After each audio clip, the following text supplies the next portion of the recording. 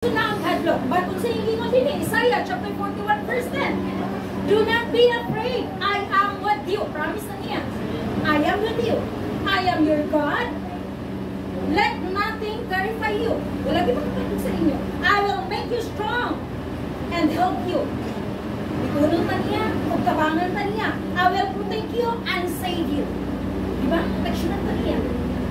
So kung ituo ka nga, espiritual ang diya sa atong buhay na Diyos hindi ka madlok. Pero isip ko sa katinawanon, mudyo na ganing utang, madlok yun. Kaya nag-interest na. At pati palabaw din atong Ginoo. Lord, na kayo mga pamagi. Kaya nagsaad ka na mo, makaprotect ka na mo. Nagsaad ka na mo. Diba? Gamitan din ang pulong sa Diyos sa Isaiah chapter 41 verse 10. Makadumog siya. Ay nagsaad ko sa kong anak. So nadumduman din sa kong anak. Nagsaad ko. So, dili kita mahadlok kung nanang Bisaya pa rin iwasan. Yes, hallelujah. Chapter 41 verse 10. Thank you, Jesus. Thank you, Lord God. Thank you, Jesus. Hallelujah. Akong pagbabasahan ang Isaiah kapitulo 41 versikulo 10. Ayaw kahadlok kay maguban ako kanimo. Ayaw kabalaka kay ako mao ang imong Dios. Amen. Apan kung natay laing Dios, sumadlok kita. Pero ang atong Dios kusara ng Dios. Kusara gyud on lain. Kung dili ang ngalan sa Kristo. Mao ra kita atong Dios. So mao na ang atong letter B nato sa pasalamatan, last na to naman, pasalamatan nato ang Dios ug atong isulti ang iyang mga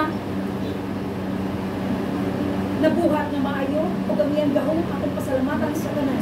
So mao na tong buhaton. So pagkamputan una ang ginatong pagpasalamat. Kay dili ka kaampo karon kung wala siya naghatag sa ato o maayong paglawas, pagbakbak na pagsulti, dili ta ang magpasalamat ta sa iya kay nakasturya ta karon kung wala nag-amang na ta o wala mo tingo kung akong baba di na kapasalamat. So yes na lang. Hindi na taga-istorya. Kung saan maunahon na ito pagpasalamat ang Diyos na naka-istorya ta karon. So, mga ginatong nagpasalamatan na tumayo itong lawas, naka-istorya pa ta. Talanda na nag-ibuhat sa Diyos. So, Psalms chapter 86 verse 12. I will praise you. Minun kita kay Lord. I will praise you with you all my heart. Tanan akong kasing-kasing ako give ka. Glorify. Wag ka i-praise sa tanan-tanan. Bisa kung sa kabutan. So, I will praise you with all my heart. Oh Lord, my God, I will proclaim your greatness. I proclaim na to kung sa ang iyang kadako, kung sa iyang kagamanan sa tibuok kalibutan. Langit man o yuta man to silalong sa yuta. Siya ang great. Siya ang pinakagamanan sa tibuok. Ang isa kagamanan niya sa kalibutan, dinira siya kutob sa kalibutan. Siya matong Diyos, maulap ang kagamanan. So, paling ko basa kung nasa Bisaya. Yes, hallelujah, thank you, Jesus. Psalm chapter 86, verse 12. Yes, hallelujah, thank you, Jesus. Thank you, Lord God. Hallelujah. Atong pagbabasahan ng Salmo kapitulo 86 versikulo 12. Hallelujah, thank you, Jesus. Pagpatan ko ikaw sa tibuok kong kasing-kasing. O Ginoo nga akong Dios, iyanyaw ko ang imong pagkagamhanan hangtod sa kahaturan. Amen. So, mga ginatubatan, pasalamatan din nato ang Diyos. Magamputa, pipinato siya i-worship. Pipinato siya pasalamatan sa iyang mga lungkuhan. Isa nga, para madawat na po ang tanan-tanan, itisaad sa Diyos, kaya sa iyang giyakag, ang post sa atong mga mayong buhat, matagan ta niya, sa labaw pa, na atong gikinanglan. Dito sa 1 John chapter 4 verse 11, kung magpuyo kita sa Diyos, ang Diyos mapuyo na ito din sa atong sulod. Mapuyo din na ito siya. Holy Spirit, puyo sa atong sulod. Di ba na naman siya? Pag namahay siya, na naman, pagkabuhat na ganyan, tagdiling maayo or supak sa iyang atubang na tamahay siya. Kung naman tayo freedom. Di ba?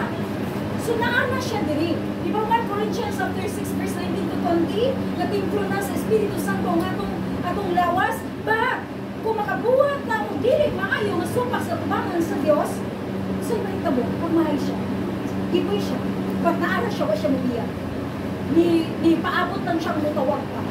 Nga naman, dili siya magbukot. Namukuan siya sa atuwa.